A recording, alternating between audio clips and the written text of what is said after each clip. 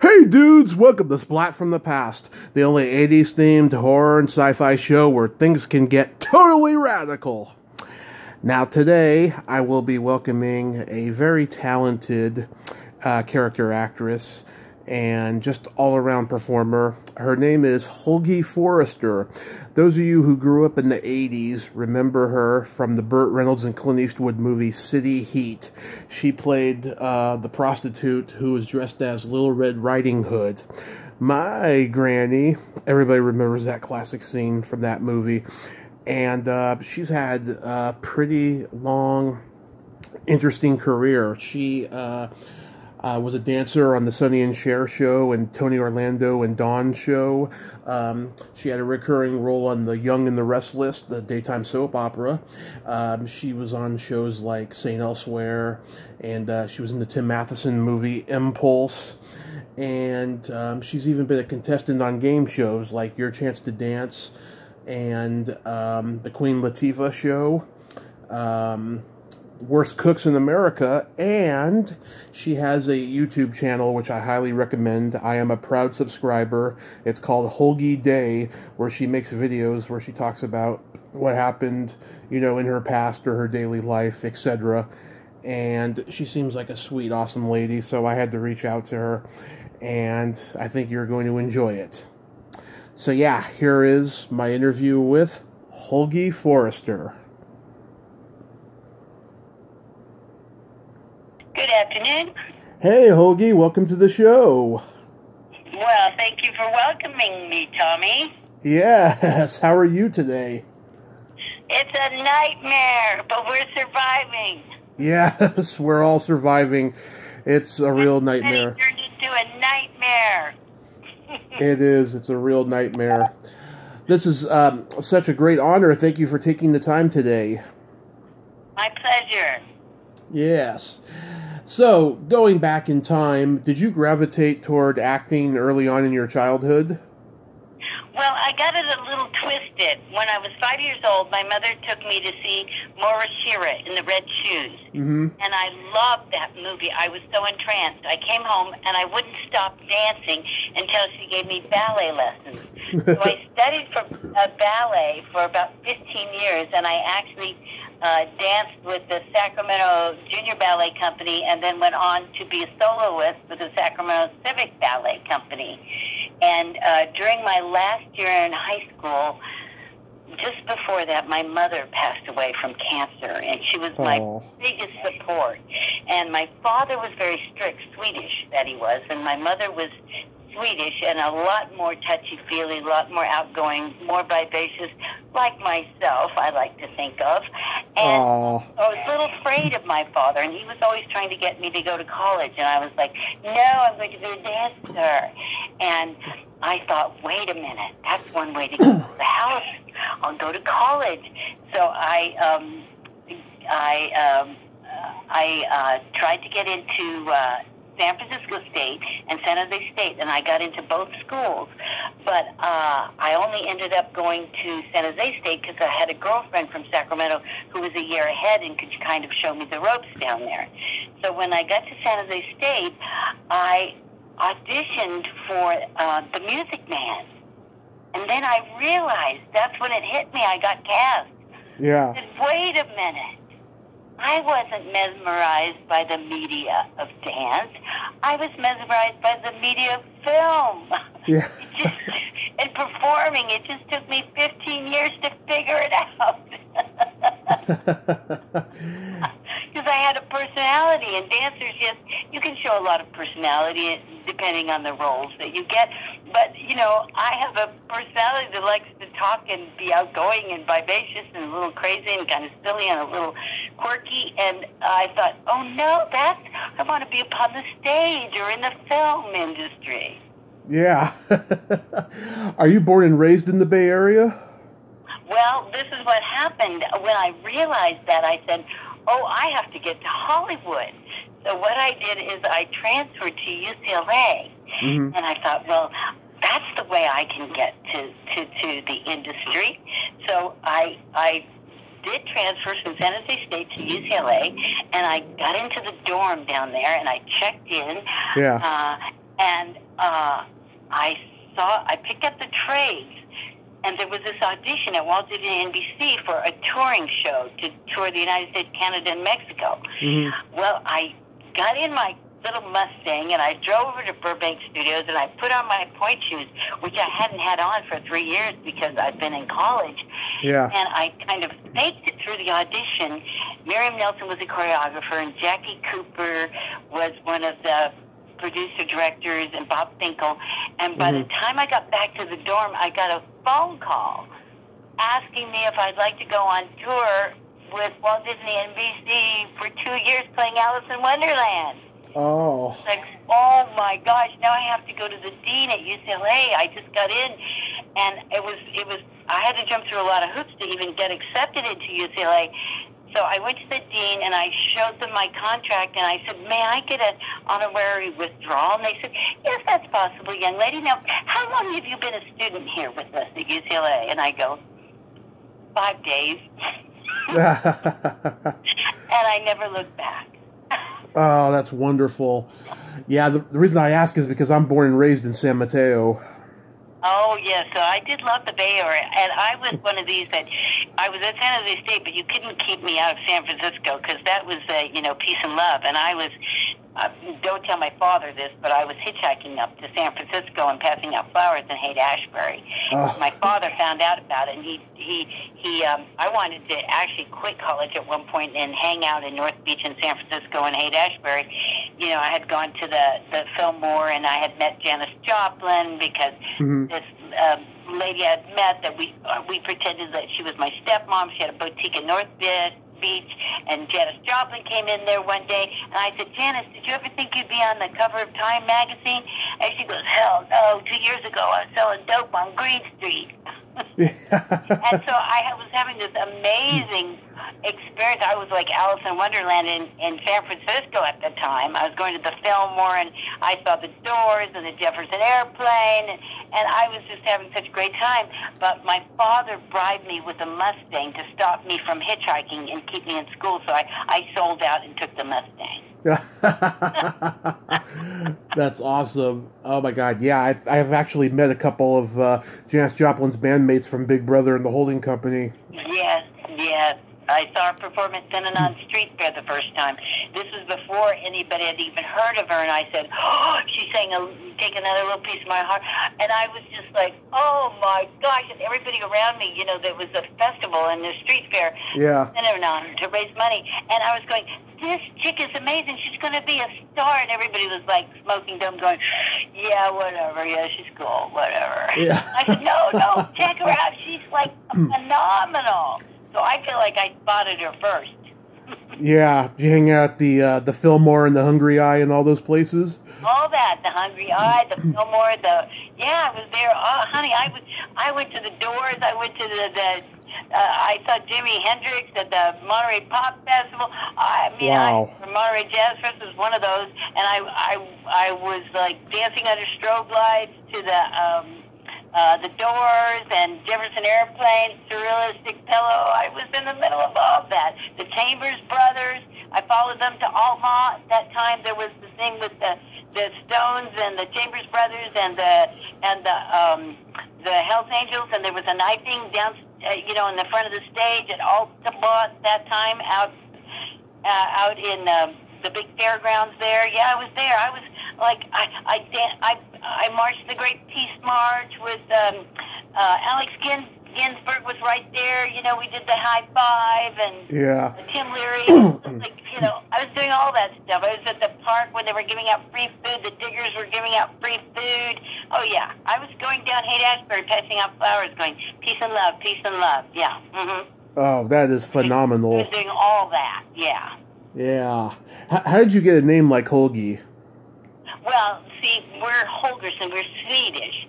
And I went to Sweden last year with a European show called The Great Swedish Adventure, where they take you back to your roots. And my father was Swedish, my mother's Scottish, and they took me back to Kelmore Castle. I didn't know this because I knew very little about my father's ancestry, and come to find out, they took us to the tip of Sweden where the Danes had invaded, and when the Swedes had pushed them back across the sea, they built that huge castle, Kalmar, at the tip of Sweden. And we went to that castle. We were able to stay in it. It's now a museum, and they said it was haunted. We looked for ghosts, didn't find any.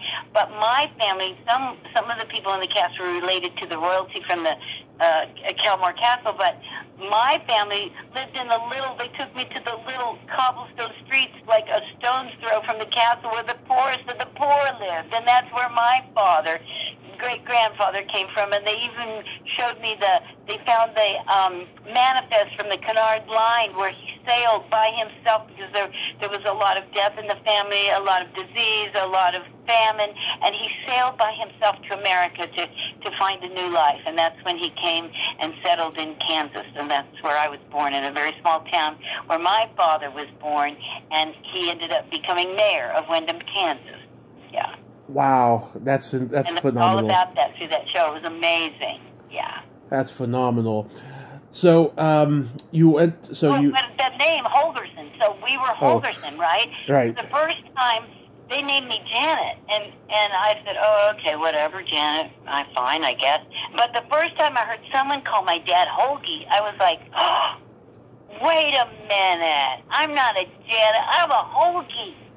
Because it felt like the thing that it is. I felt like it was an oxymoron. It sounded more like my personality. I would not be Janet. I would be Holgie. So I just kept that ever since. Oh, I like it. It's very unique. I like it. I do too. That's why I liked it. Mm-hmm. Yeah. No other Holgie in the Screen Actors Guild. Nope. Yeah. Nope.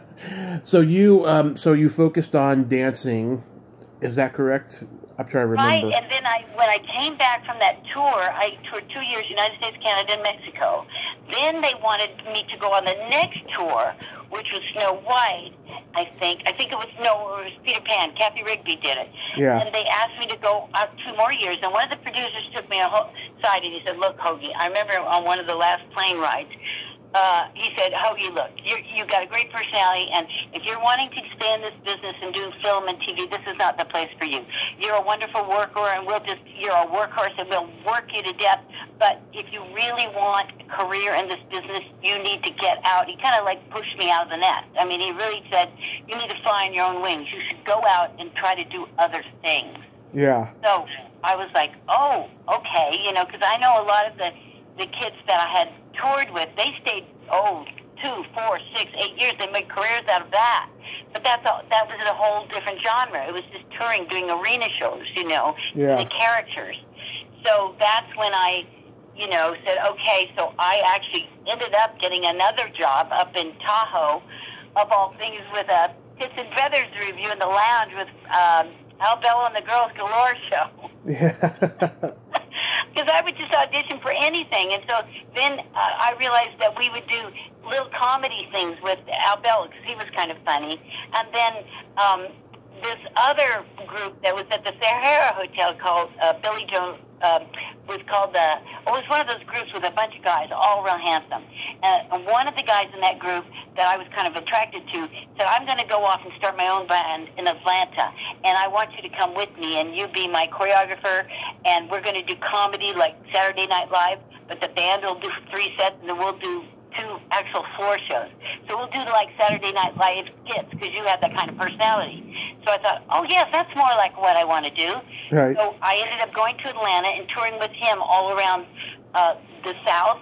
But then I met Ronnie Dove, who was another artist out of Nashville, and he liked what I had done for Billy Joe, and he hired me to do it with his.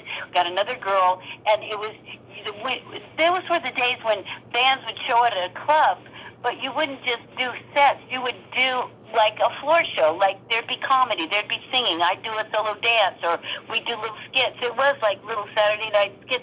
I mean, it was really like, a nightclub act. And right. I came back out with Ronnie Dove. We ended up back at the Sahara Hotel again.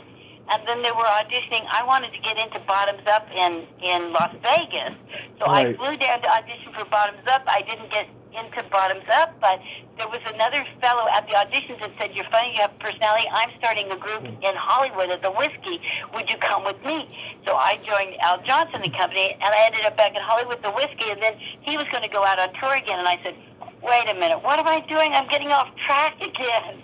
I've got to stay in Hollywood, and I've got to do, so I really want to act, you know." Yeah. So I left that show. I took a risk again. Every time I'd taken that leap of faith of like flying without a net, I ended up on the Tony Orlando and Dawn show, Sonny and Cher. Yeah. But they gave me little bits to do in the comedy skits. And I was like, oh, yes, this is what I really want to do. So I started doing lots of theater around Hollywood.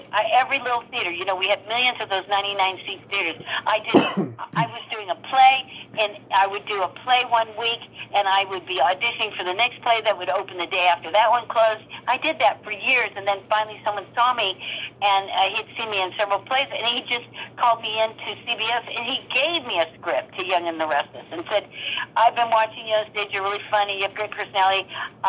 You're going to be this waitress, Cora, on Young and the Restless." Yeah. And that's when Dave Hasselhoff was on the show. Right. And that ran almost a year. You know, I was intermittently.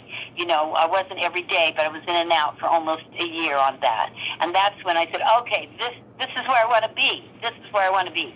And I started getting little film parts and other TV parts, and I just, you know, I kept at it. I just kept at it, yeah. Yeah. So how was the experience on the Sonny and Cher show? Well, it was really interesting because I did the show after they divorced. Remember, they put them back together for the summer show. Right. After they were still friends, but they weren't married. No. You know, he was dating. He had an eye for all the little dancers, and she had. You know, there was Greg Allman, I think, in her you know, peripheral. Right. There were other people, you know, around. So it was a weird thing because it wasn't like the couple we used to see on TV. You know, I kept thinking of you know, they still came out in kibbles and everything, but they definitely, you know, kind of went their separate ways in between takes. So it was a weird vibe, you know, it was a different vibe. Right. You know, we got so used to seeing them as, you know, I got you, babe, and to see them this way was a little, you know, it was a little strange, you know, but I was just happy to have the work, yeah. Yeah, because I've heard that Sonny Bono, he could be the biggest jerk in the world, even though he was very charming in interviews, you know, but backstage... he could be very that way, and he would stare at the dancers, like, he would look at you like he's, like, very interested and watch you, and you kind of feel the intensity of his view, like he's kind of interested, but he would never come up and go, "Hi, I'm, Sonny, you know, what's your name? You're kind of cute. You know, would you like to go for coffee?" You know, we always thought, well, is it just that he's too shy, or he's got something going, but he likes to check us out all the time? We weren't quite sure what was going on there. Yeah, but he never came over. Like, I've worked with a lot of stars, and some of them come right over to you, and they're like, "Oh, we're glad to have you on set today. We're going to have a great day. This is going to be a great shoot." And others, they're just, you know, they keep their distance, and they're kind of, you know, there's kind of that glass wall between you and them, and you do your job, and they do their job. You know, it's just different, and so you have to be willing when you walk on any set just to come in kind of low-key, kind of feel it out, and see where the parameters on this particular set are, because you'll pick up on it real quick. Yeah. Yeah. And how was the experience on Tony Orlando and Dawn? Now, he was fun, too. I mean, he was quite kind of a little bit of a womanizer, too. But there was another girl that kind of attracted him, but he wasn't, I guess I wasn't, I was very nice. He did come over to the dancers and say, "I'm glad you're part of the show. This is going to be great. We like having you here. You know, we're going to do some good stuff." And he was a little more, like, friendly like that, yeah. Mm-hmm. Mm-hmm. And that was nice. Yeah, he made you feel. And then later on, I got a part on Vegas where I played his wardrobe girl on Vegas. Oh. And I had a chance on set to say, "Do you remember the dancers you had on Tony Orlando and Dawn?" He goes, "Yeah." He goes, "Oh, that's you.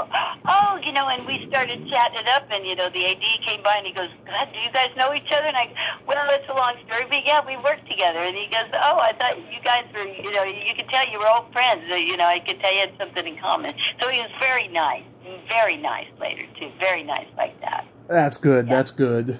Yeah. According to IMDb, your first movie was Trackdown. Oh yes, that's right. There, a dancer again in a strip club. Right? Yes. I got my foot in the door in the beginning. The dance kind of led me to the acting. That's right. Mm-hmm. Karen Lamb and Ann Archer. Yeah. Mm-hmm. James Mitchum. That's right. Mitchum. Yeah. Yeah. Mitchum's son. And Richard Heffron directed. That's right. Oh, boy, you've got the names right at the tip of your tongue. Good for you. Or you're looking at IMDb. That's a lot. Like, I have to look stuff up because I forget. Sometimes I look at my own page and I go, oh, that's right, I did that. Oh, my goodness, I did that. Oh, my goodness. I forget because, we as actors, we're always looking to the next thing.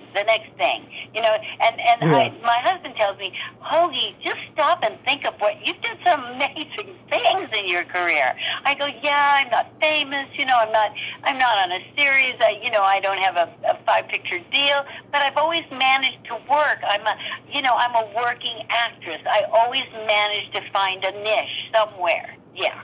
Absolutely. And that's the journey. It's not the end all. It's the journey. Like, I already did a music video this morning where I played the house mom in this gentleman's club, and I'm telling the girls, this really cute dancer, tall, gorgeous blonde, honey, you got to pay your house dues tonight. And she comes over with this big wad of cash. I go, it's $150. She goes, oh, during the pandemic?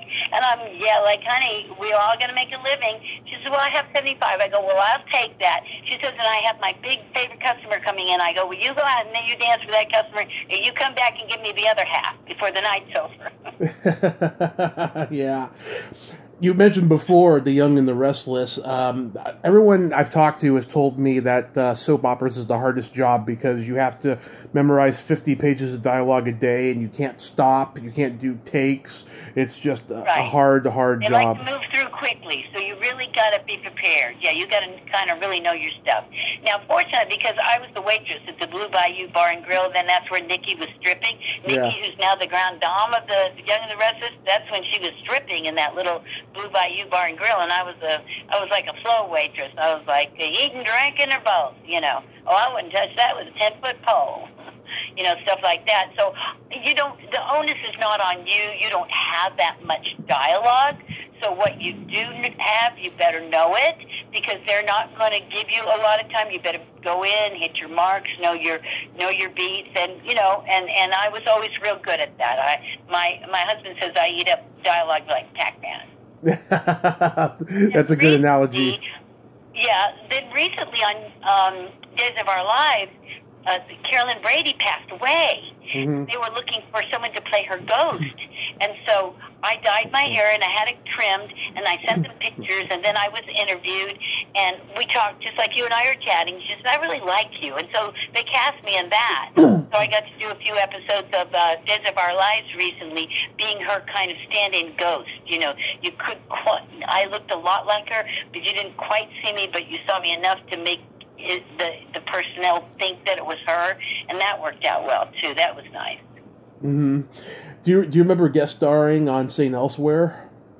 Yes, and I was in the parade for Thanksgiving, and I had this Snoopy big blow up, and somebody punctured his little foot, and I bring him into the ER. What's the germaphobe on America's Got Talent? What's his name? Howie Mandel. Mandel. He was the doctor. And I say something about, you got to stitch up Snoopy's toe. And he's like, looking at me like he's a balloon. I go, yeah, but do you want to disappoint millions of kids on television for Thanksgiving? He goes, okay, get the Snoopy stitchers or whatever. And yeah, it was a cute little bit like that. That was Bruce Paltrow. Gwyneth Paltrow's dad directed that episode. Oh yeah. What was he like as a director? He's very nice, and he's quick too. You better know your lines, know your stuff. Deliver it just the way he asked for it. I remember him in the audition. I went in there, quick, simple, gave him just what he wanted, and he seemed to like me, and You know, the same way on the set. I came prepared. I was in, I was out, boom. It was bada boom, bada bing, you know. Yeah.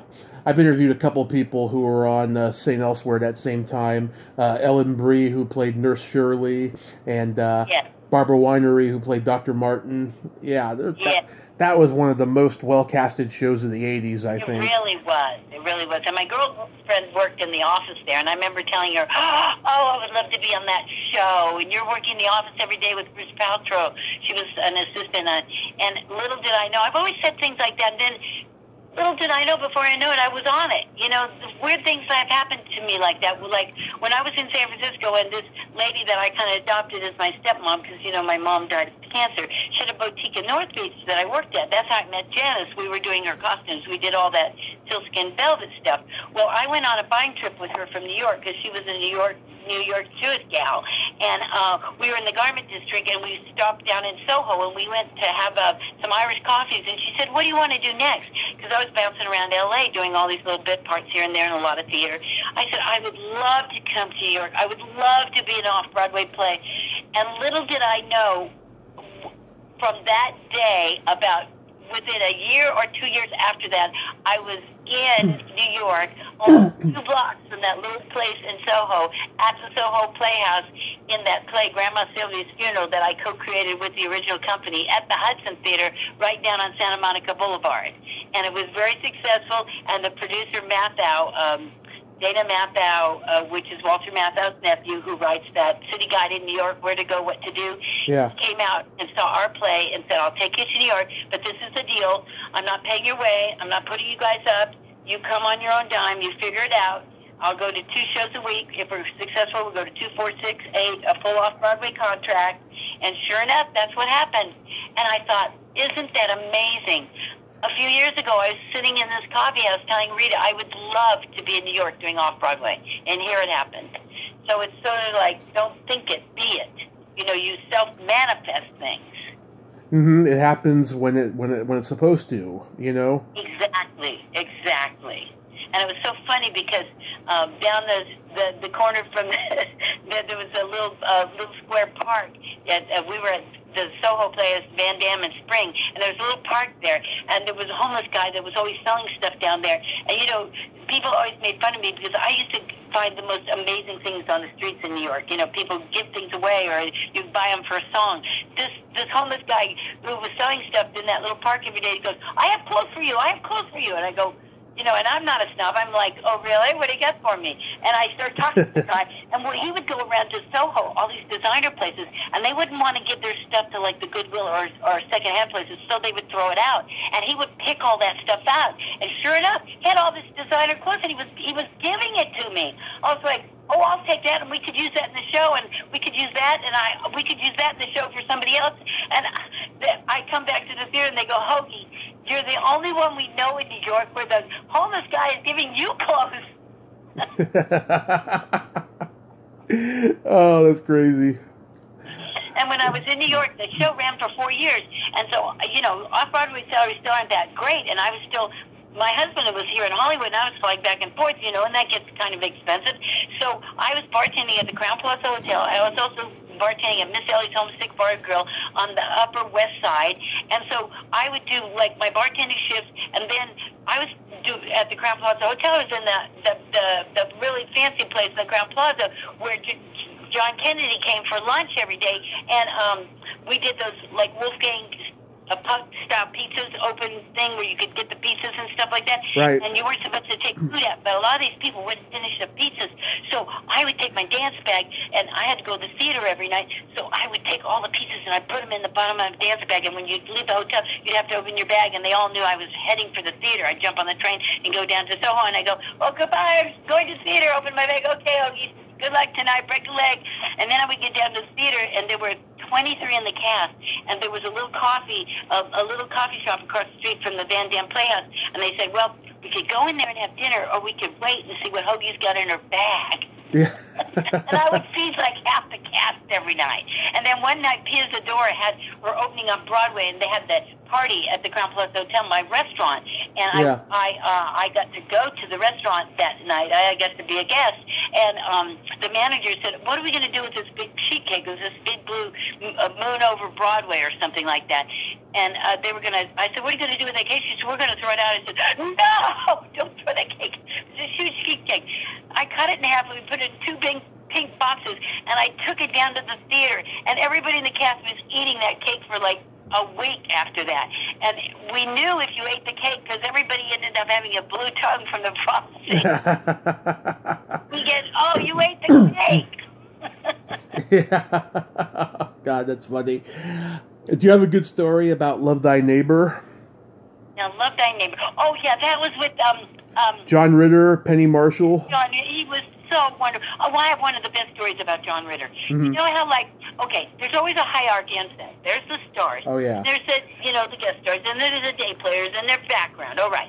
So I was a day player. I had a few lines as one of the party guests, and there was this older lady, and she was just background. And you know how they have the tier set up for John Ritter, and this one and that one, and nobody else, right? Yeah. So this lady was older, and she went to sit down, and some AD or not AD, but some, assistant or whatever said, oh, no, you can't sit there. That's da-da-da-da-da. And John Ritter went over there, and he said, look, she can have my chair. Yeah, no, we have to show these people some respect. Dear darling, please take my chair. That's the kind of guy he was. He was amazing. He was so generous. He didn't come on with attitude like I'm the star. He was like very friendly. Some of them are so accessible, so down to earth. Others, not so great. But he was really lovely, lovely, lovely. Can't say enough about him. That's wonderful. Yeah, Penny Marshall's daughter Tracy was one of my first guests when I first started the show. And I think she was the undisputed queen of comedy. I cried when she died. I even did a little tribute to her, my only solo podcast I've ever done. Tony Bill directed. What was he like? Yeah, Tony Bill, and I liked him. He liked me. Yeah, we got along really. I really liked him. Yeah, I thought he was a hoot. Yeah, I liked him a lot. Yeah, I have very good memories of him, and I have very good memories of Burt Reynolds when I worked. When I played Little Red in City Heat. Which I want to ask about, yeah. Yeah, he was wonderful. He was sort of flirtatious because I had gotten to go to one of the, remember the Golden Globe Awards before they were televised? Yes. It was a big party at one of the Hiltons or one of those places, and I got to go with somebody who was a member of the foreign press. And so we were at the party, and Burt Reynolds was there, and I was a little cutie pie. I thought I was hotter than, sprocket-driven film, and I just walked over to him and, well, why don't you just go talk to him? Because he was kind of standing there kind of like, one foot in the other. Nobody was talking to him at the moment. And I kind of flirted with him. I kind of said, I think you're about the best looking thing here today. And he goes, well, sorry. Something like, he gave it back to me real sweet with a wink and everything. And he was just really nice. So then, a year or two later, we're on the set, and same thing happened. Richard Benjamin said, you and Bert really get along well. Are you all friends? And I go, no, our paths crossed at the Golden Globes one time, and he remembered that. He was very nice to me, too. He was very, very generous, very sweet, and just so loving. And then much years later, he was doing, Jimmy Kimmel had this, what is it, the Guys' Choice Awards, or what they do that once a year, it's all guys, and Kimmel was I know what you're talking about. I don't remember the name. That award show. And so they did a little skit where he said, he was getting an award, and he goes, I want to thank this one, and I want to thank this, and I want to thank the 8 women I've slept with, and I came out with Optimum, several other ladies, and that was sort of a bit that we did with. And on that evening, the Guys' Choice Awards, Burt Reynolds was a guest too, and our dressing rooms were right down a couple doors from each other, and he happened to be coming by when I was going back. He was coming out, and I go, Bert, do you remember the little Red in City Heat? And he goes, oh, you turned into a lovely young lady. He was so nice. Yeah. He was nice then, and he was nice 30 years later or whatever that was. Yeah. Oh, that is wonderful. Yeah, this is one of those movies that my dad and I used to watch over and over again when I was little. And I remember back in 2002, I had to live at his place for a while, and I turned on CBS on a Friday night, like at 2 a.m., and the movie was on. I hadn't seen it in a while, and Right. I thought to myself, someday in my travels of show business, I will meet that woman. I will meet Little Red Riding Hood. I love it. Oh, I love it. And yeah, he was as kind and generous and just so sweet to me. I mean, I've been very fortunate, that I've run across people like that have been so dear to me. And just like you said, I had the TV on the other night, and they had T.J. Hooker, and I said, "Oh, wait a minute, that's my episode. It's the one where Heather Locklear gets shot. I play her nurse, and he goes in and he sees that I'm not in the room with her, and he comes out and he's ready to chew me out at the desk. But I just stepped out, and the doctor comes up, and I told him, no, I just stepped out to get her medication. And he's saying, what do you call your boyfriend? The doctor comes and he kind of says, he says, no, Lee, go back to, you're doing fine, go back to your room. And he took care of Shatner, he calmed him down. And I just thought, it was in 1984, and I just saw it the other night. I actually filmed it on my iPhone while I was watching it. That's the way I do now. I just film it right off the television. I get at least I have a little digital snap of it right now. Yeah. 1984. I would. Scrolling through the TV, like, what am I going to watch? And I go, wait a minute, T.J. Hooker. Wait a minute, what episode? Oh my gosh, that's my episode. Yeah, I wouldn't have the patience to do that. Yeah. Oh my God, and that was also the movie where Bert broke his jaw too. Yes, and that helped my paycheck, because when that happened, they had to put us on hold. We had done some of what we did. Yeah. Then they put me on hold, and I had to get paid that whole time. So he quadrupled my paycheck on that one. No, I did a phenomenal on that, because they had to pay me what I think I was just on for a week, and I think I got 4 or 5 weeks out of it, because I had to kind of be on hold until he was ready to come back and do the second part. Oh, did you have more to do that they cut out? Yeah, well, yeah. There's a scene, and you see me briefly, where they actually come to the House of Ill Repute, and they bust it, and the girls are all walking out in front, smoking a cigarette, kind of like, another day in the neighborhood. Yeah. Right? And I don't know, and I was sort of flirting with the policeman out front, and I think all that you see in that little bit is, you kind of see me standing on the sidewalk smoking my cigarette. It's real quick. Yeah. Yeah. They do that all the time. I'm so used to that. It doesn't even bother me anymore. I mean, there's so many times when you think, oh, this is going to be wonderful, and you tell everybody, and then I don't tell anybody anymore, because, usually by the time you see it, you're like, oh, you start shaking in your seat. You're that, oh, God, oh, it's not, but oh, no, they cut that part. Oh, no, they cut, oh, that cut, and you're across the room, and the lighting's on there, and you're thinking, oh, my goodness, why did I tell everybody it was on that, Yeah. That happens a lot. But that's part of the game. I've learned to just, hey, whatever, I'm working. I'm 71 and I'm still working. I'm just amazed myself. Yeah. I'm just like, before the quarantine, I got to go to Las Vegas. I'd never done this before. The Hard Rock Cafe right before Corona hit, in January of 2020, they had that big Consumers Electronics Show. Yeah. And Samsung was doing a big thing with all the new cars. Yeah. Fancy smart car phone stuff. And they wanted people to act out little vignettes around the fancy new cars. Right. And I got hired, and I got to go to Vegas and work at the Hard Rock Hotel with these presentations with smart devices for smartphones for smart cars. It's wonderful. That is.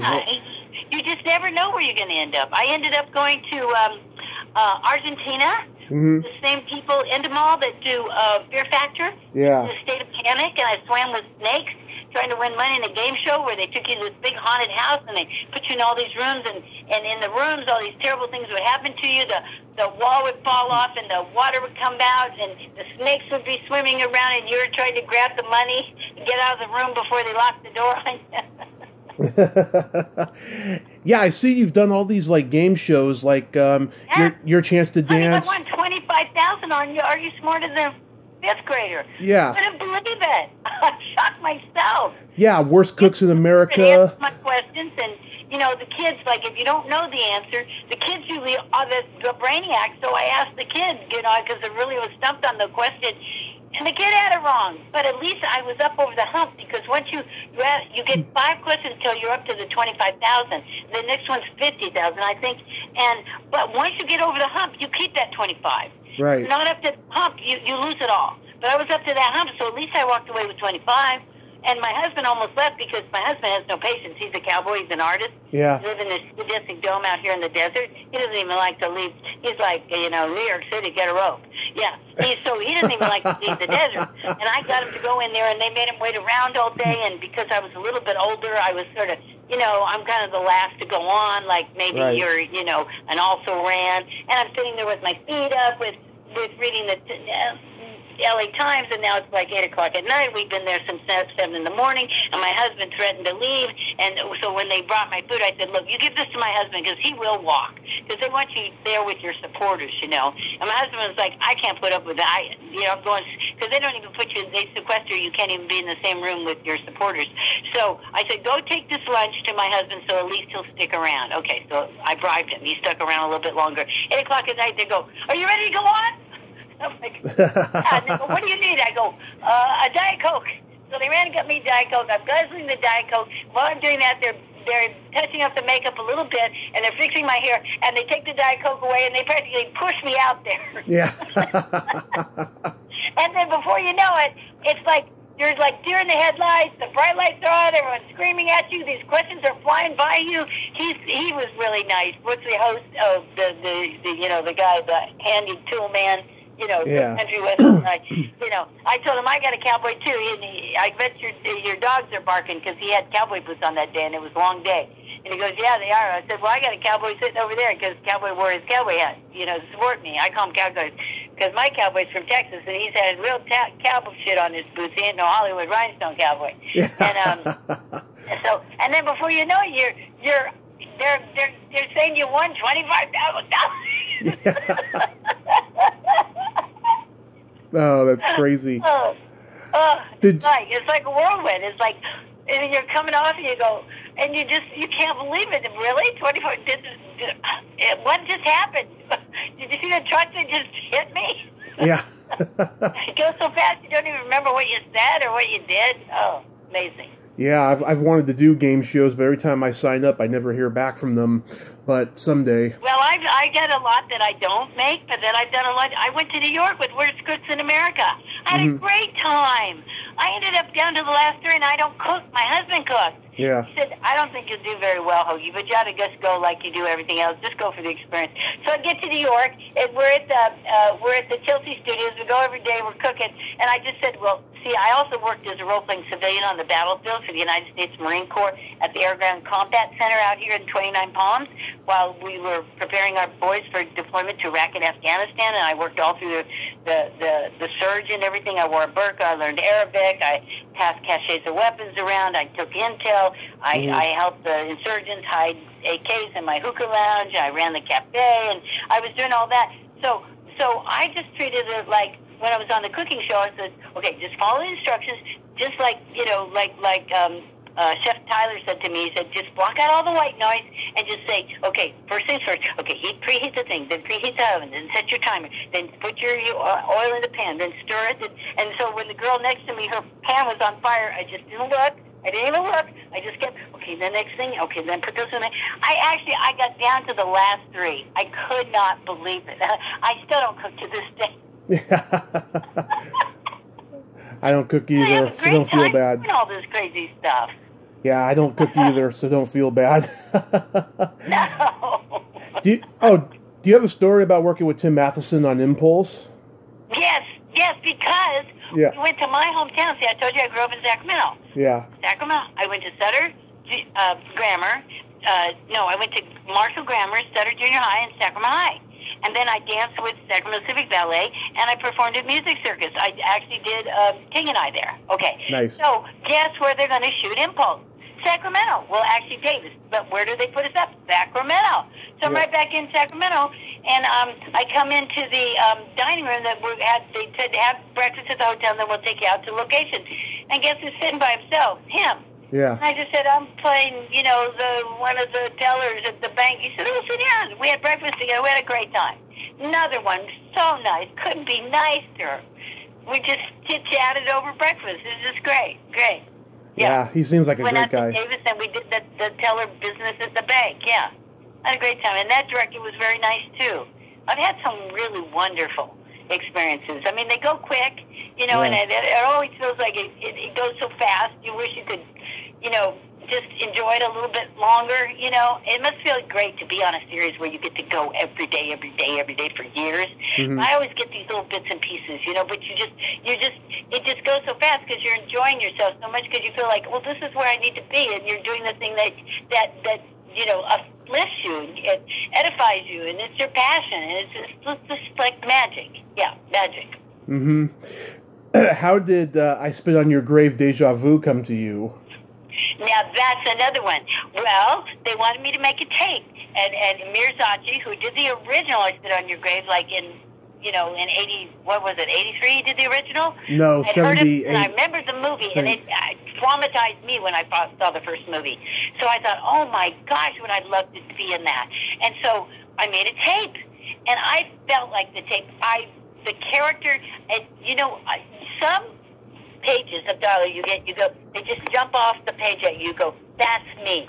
Yeah. When I did Grandma Sylvia's, they said, oh, the chippy who dates Uncle Dave, who's, Shiksa, and he's paying for everything, and she's eye candy on his arm, but she really loves him. Well, I went out and got a leopard dress that, tied up the front and what I call my little me pumps, and I walked in, I go, do you think it's too much?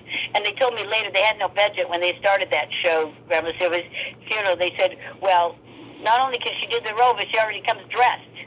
So we don't have to dress her, And I got the role. But certain roles like that, they just jump off the page. You go, that's a Holgie role. I can do that. That's a Holgie role. And that's what I felt about the old lady in Spit on the Grave. The minute I read it, I said, that's a Holgie role. So I went over to my little corner right here. I'm sitting in my geodesic dome in Joshua, just outside Joshua Tree National Park, and I have a staircase. It's 4 stories, and and there's a staircase that bends there, and I go right to that staircase. I can get good lighting there, and I made my little tapes, and I sent them in. I did 2 scenes, and I felt like, yeah, that's it. That's her. That's her. I feel it in my bones. And Mirzachi said to me, because there was a long casting process. There were callbacks. There were chemical reads, chemistry reads, they call it, where they get everybody together and they see, well, does this really, they're both good, but who works better with this one, that one?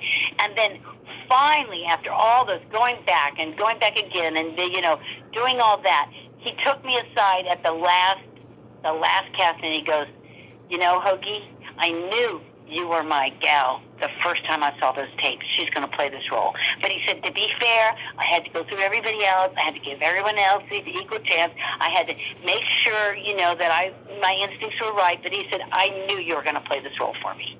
Yeah. Oh, yeah. Yeah, he was great to me, too. Yeah, and I said, well, I felt it in my bones. I mean, when I read, it jumped off the page at me. I was like, that's a Holgie role if I've ever read one. That's a Holgie role right there. That's me. Yeah. Yeah, the original was 1978, actually, and 78. That's right. It was even before the 80s. That's right. It was before 70s. It was the 70s, right? I'm hoping to get Camille Keaton on this Halloween season. I tried to get her on last Halloween. Lovely. She is so lovely. I enjoyed her company so much, and she's still a wonderful actress. She hasn't done that much in between, but she's lovely. But she still goes to she gets invited all the time. They do the horror festivals, and horror conventions, autographs. And she's just lovely. She's so down home, and she's so sweet. And they had the screening here in L.A. at the Lemley on Doheny Doheny and Wilshire. Right. Yeah, and she was just lovely, and they're still good friends, even though she was married to Mayor early on. But they're not married, but they're still wonderful friends. And it was a wonderful group to work with. His son is wonderful, too, that works with him and does a lot of the production work. Just great people. Everybody was great on that. Yeah. And so mutually supportive. So nice. Yeah, that's awesome. So how did your YouTube channel, Holgie Day, come about? Okay, well, years ago, there was this 2 brothers called Rafi and Benny Fine. and they wanted to do a React show. I didn't even understand what it was. And this was over 10 years ago. And so I went to this little place in Studio City, because you know me, I'll show up anywhere, anytime for anyone. Yeah. You know, I'm always like, hey, fly without a net. You never know. You never know what's going to happen.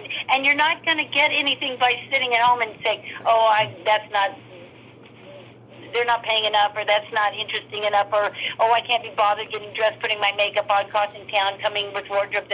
No, I just go. I just get up and go. I pull it together, and I just go. I show up with a good attitude and get the job done.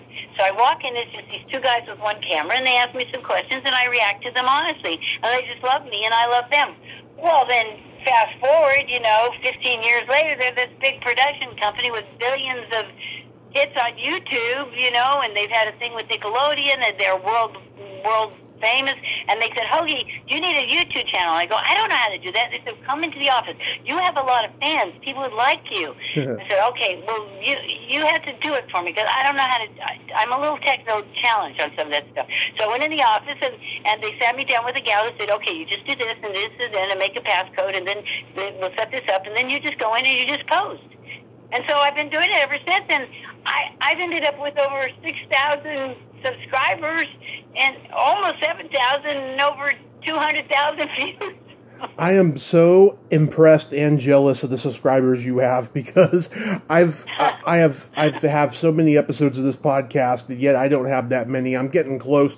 I will be at 1,000 hopefully this time next year, but not even near it. Well, what I do is I don't do opinions. I don't do political, and I don't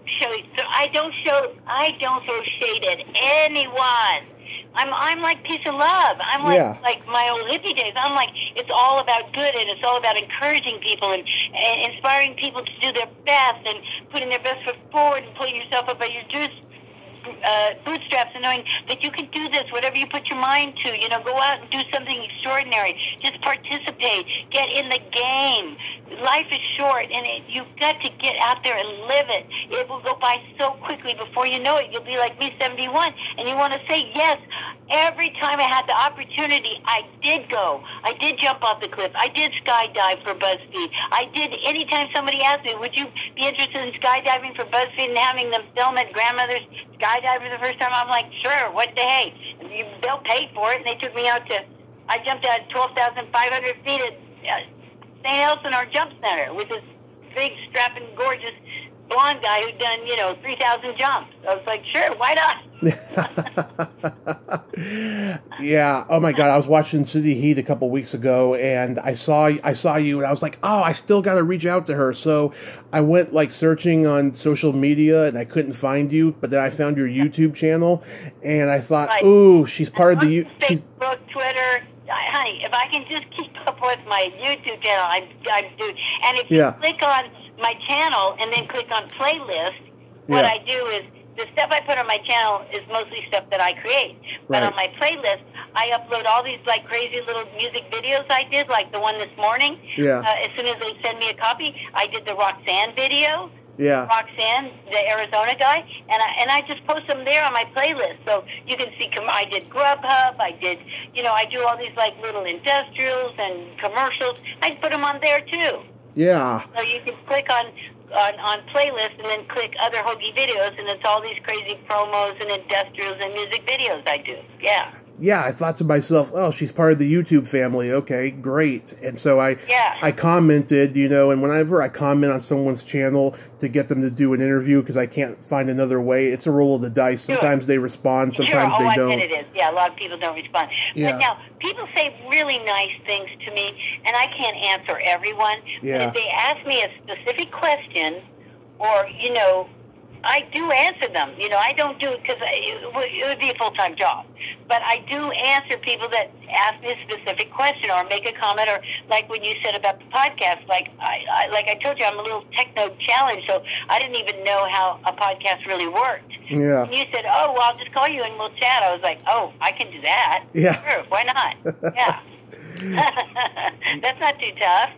Yeah. I had to do a Zoom meeting the other day, and I actually did it, and I got a part in the film by doing the Zoom, and I'm getting a little bit better at doing Zoom meetings now. Yeah. I'm not a Zoom guy. I'm not a Zoom guy. You don't want to see how fat I am right now. I love that video you did where you talked about the wild adventure you had in Mexico when you were in your 20s. Oh, that's a true story. Yes. Did not doctor that up. That is a true story. Yes, I came back with a paper sack. What do you have to declare? It's a long story. Yeah. And it's all true. And in some of those videos, you look like you're just showing your range of acting, like that sadness and regret video you just did. Yeah, well, sometimes it's hard to always come up with original content, right? Yeah. And people are just like hungry for it. They want more and more and more and more. And I just can't sit down and force myself to do it every day, so I don't do that. But a lot of times I'll audition, and they'll want a specific thing, but they won't give me dialogue. So I'm not using their dialogue because then that would be infringing on their copyright of any material that they give me to do. But a lot of times they have me do the audition by improvising or doing, some kind of physicality or something. So those, whether I get the job or don't get the job, I use those because I've created it. That's my material. So sometimes I edit those down to little snippets and I just post them because I think they're all interesting. Those are things I have to come up with sometimes. Yeah. I mean, I don't post any other videos anymore besides my podcast. I used to do like on-camera horror movie reviews and stuff like that. I don't really do that anymore. I just don't have the patience or the time because this is booming for me. It's a lot of work, and now that everybody's at home, everybody's quarantined, so every day, I'm making tapes like every other day. I mean, I like the auditions, but like every time I see that click on my phone, oh, you have an audition, I think, oh, okay, what tape do I have to get? Because they don't understand. They just say, oh, make a tape, send it in. Well, no, you know how it is. You got to set up the lighting. You got to set up your camera just right, depending on what the time of day is. The lighting, you got to get that adjusted, and then some of them don't want anything in the background, so you got to take everything off your walls or move this furniture or move that, and then girls, we have to do our makeup, we have to do our hair, we have to go put something on that looks kind of appropriate to what they want us, and it's a lot of work. It is. It's a lot of work. And then you have to memorize a lot of lines because, you can read it, but reading it is never the same as memorizing and looking into the camera and placing who you're talking to out there, because it's not the same, It's just not the same when you're looking down at a script and looking back up. It's never the same. So I always try to memorize. Well, that's a lot of work. And then I knock these out like every other day. Sometimes I've done 3 in one day. Yeah. It's a lot of work. Do you have any upcoming projects, anything that got shelved because of COVID? Yeah, there was one film that I was up for, and they were getting real close to casting, but then they pushed it back again to spring. But I never worry like this. The music video, I got cast yesterday, and I ended up doing it today. So, there's always something right around the corner. There's always something if you're willing, to set up the camera, put your makeup on, memorize the lines, if you're willing to jump through the hoops, there's something. If you're always willing to go the distance, there's something, Yes. And there's stuff that comes up. It's so much, it's on your own. Oh, yeah, I have one I have to do. I was going to try to do it tonight, and they want it by Friday. I might push it off till tomorrow, because it's a lot of dialogue. You got to memorize all this dialogue, but not do the dialogue, but then do it back as an improv monologue, but make sure you hit all the bullet points. So I have to make like little cheat notes, right? And say, okay, remember to hit this, but then do it back in my own words, It's a lot of work. And some of them want you to show your hands and turn to the right, turn to the left, or make a complete circle, or then come into the camera and be from waist up, and then go back and do full circle, and then twirl around, and then do 360, and it's just like, oh my gosh, you're wearing me out. What more do you want? Yeah. Do you have a website? I don't do a website. My only social thing out there is my YouTube channel. And believe me, that's between that and just getting my own work, during this, especially now with the Zooms and the, self-tapes, it's a full-time job. I always tell Cowboy, it's a full-time job getting the next job. Yeah.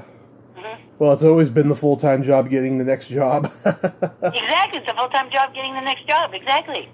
I know so many actors I've talked to who got out of the business because of that, and I can see why they just get burnout, or they just, and you do get rejected. I just don't think about the rejects. I get a lot of rejects where they write me this lovely note, oh, you're really talented, we really loved you, and oh, there was a lot of arguments today when we made our decision, but... we went another direction. And it's like, oh, yeah, okay. And I, of course, I take the high road, thank them profusely very much. Look forward to working with you in the future. Yeah, no. Yeah, you get those all the time, too. But I just move on. There's always something. I just look forward. I don't live with those regrets. And then you'll have to remind me what I didn't get, because I'll forget, because I just put it out of my mind and go on to the next one. Right. Yeah, they actually say that they had an argument during their decision process. Yes, exactly. Oh, yeah, your name's up bandy back and forth. There are a lot of our, the pros and cons. I've heard that since I started. I was given that when Tim Scott and them were doing the Dark at the Top of the Stairs at the Met Theater. All the way back to that, when James Gannon had that theater, and they were like, oh, we loved you, Holgie, as the little girlfriend to the lead, but, your personality, and you're always this, and I had a lot of arguments, and, the Gannon, Mrs. Gannon wanted you, and, but we went with and I'm like, so why did you just hire me? Oh, God, it's so silly. I've had millions of those. Millions. I could wallpaper my house with those. But I always, like Michelle Obama, I never go, when they go, I never go low, I always go high. I always take the high road. Oh, thank you very much for saying no. Yes, I look forward to, I'm only a phone call away. I look forward to working with you sometime in the future. I always take the high road. Right. Yeah. And then sometimes, amazingly, they come back to you. Oh, we always loved you. When I got the part in Arizona, when I did Three Ways Home, Casey Curry's play at Actors Lab in Arizona, I had auditioned for them over and over and over. Every time they came to Los Angeles, audition actors for their seasons. And I never got a role there. I thought, oh, well, I'll just keep going. I just kept going. And then finally one day they called me. Mm-hmm. He said, can you come to Arizona? We have a play, Three Ways Home. We loved you when we saw you 2 years ago when you read for this, but that the play got pushed from the season and we never told you, and now we are doing the play and we'd like to have you. So sometimes they come back to you, a couple years later. Yeah. Forgot about the impression that you made on them 2 years ago. Yeah, right. I've heard those stories too. One last thing I wanted to ask you, Holgie. How do you feel about all that crap that's going on right now with the Screen Actors Guild? Well, the worst thing that breaks my heart, I just want to cry, I'm going to get all teared up, is what they're having to do with the health plan. Yeah. You've got seniors that have given their life to this industry, and we all know how hard it is to make the minimums to get health insurance, and how hard it is to get a pension, and then maybe even to get into the motion picture country home, and then you're 85 and you're not working like you were working, and you count on those residuals. You count on a little, like Tony Sawyer, the oldest working actress in Hollywood. She was at the motion picture country home. I think she's still around, or she's passed recently. She's over 100.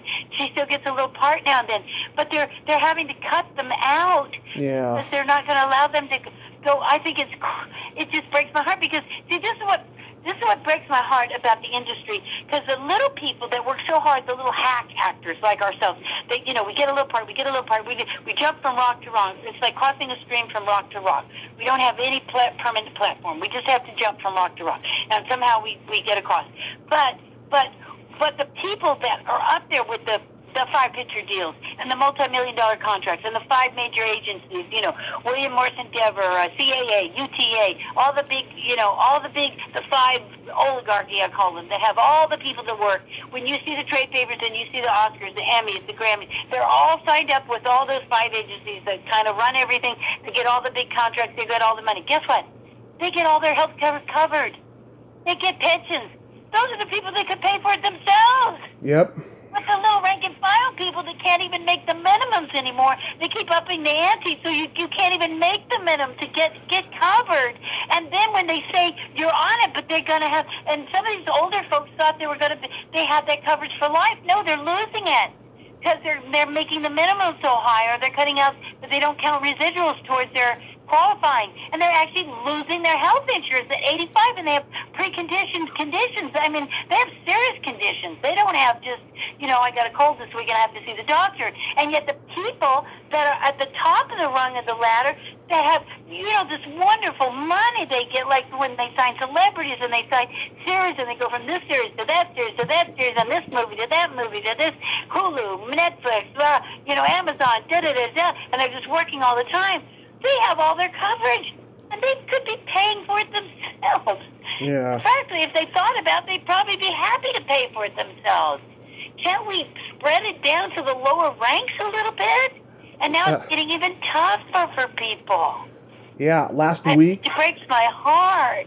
Yeah, last week I talked to Ed Asner, and he was president of the Screen Actors Guild twice, He is disgusted with this. I mean, just utterly disgusted. And it almost makes me ill.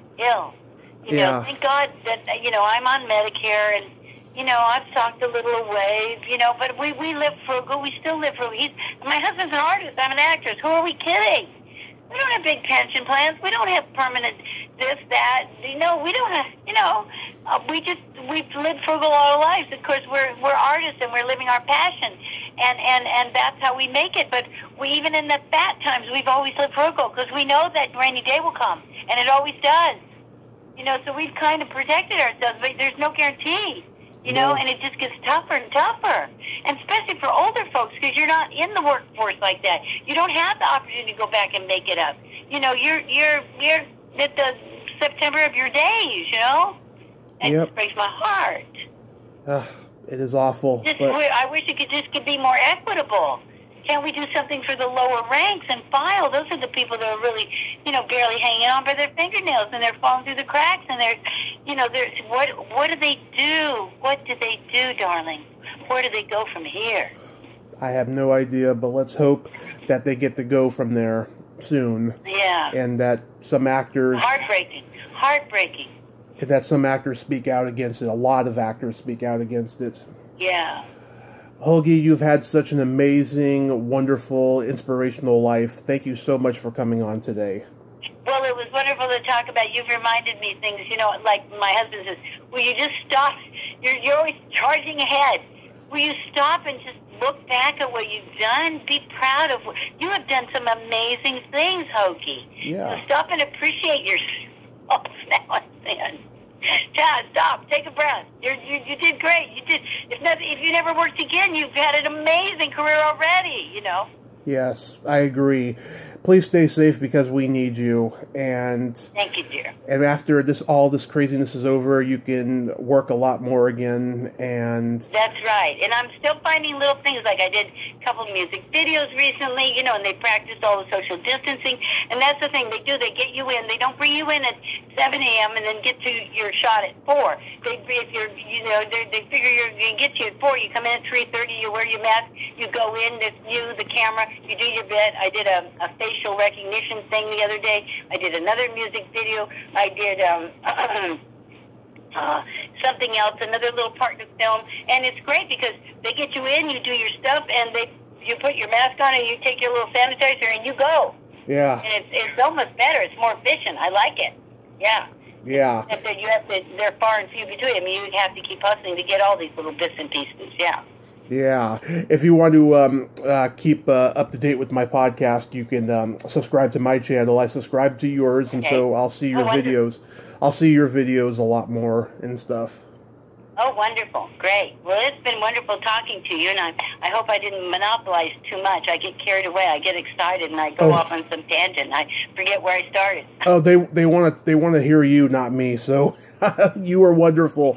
Just have a great night, pleasure. And God bless God bless you and your husband. Keep the faith and stay safe. Keep the faith and stay safe. That's right. Okay. Okay. Thank you. Have a wonderful evening. You too. Bye-bye. Okay. Bye, dear. Well, there you have it. Holgie Forrester. Ain't she a sweetheart? Oh, what an amazing life she's had. And it's only going to keep getting better and better, and it's going to keep going even after all the craziness with the pandemic and SAG. Everything will keep going for Holgie Forrester. Check out her YouTube channel, Holgie Day. I recommend it. thoroughly. If you like this video, everyone, please subscribe to my YouTube channel. Add me as a friend on Facebook. Join my Tommy Kovac comedian page on Facebook. Follow me on Twitter and Instagram and all that fun stuff. Well, that's all the time we have this week on Splat from the Past. Until next time, this is Tommy Throwback Kovac saying, there's no shame in living in the past, because the present sucks. Later, dudes. My granny